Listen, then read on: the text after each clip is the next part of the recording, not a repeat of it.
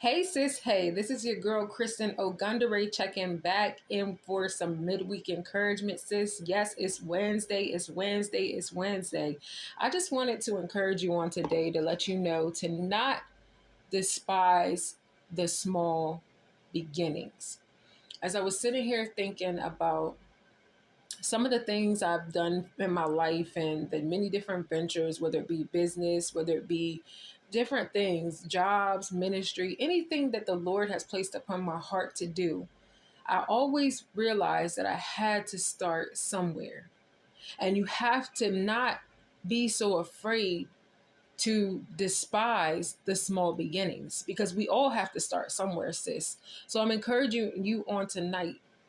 Right now, at this very hour that I'm talking to you, it's nighttime, but I'm encouraging you and letting you know not to despise the small beginnings. Whatever it is that God has placed upon your heart to do, whatever it is that's in the will of God for your life concerning your life, sis, whatever you may be starting, you could be starting a business, you could be starting school, you could be starting a women's ministry, you could be starting anything, you could be starting out in ministry, you could this could be your first time being called as to do something that you have never done before, never seen before in your bloodline, in your lineage, and your family.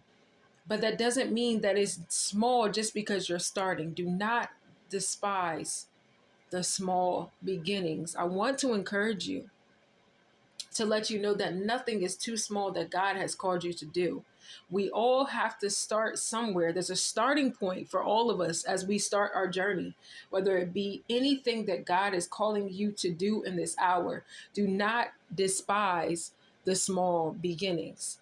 I keep hearing that. I've been hearing that so loudly in my mind lately. I've been hearing that so loud in my spirit because as you're starting things, and as this year is coming to a close almost, because we're almost in the month of December, we're nearing the end of this month of November, and we're entering almost the month of December.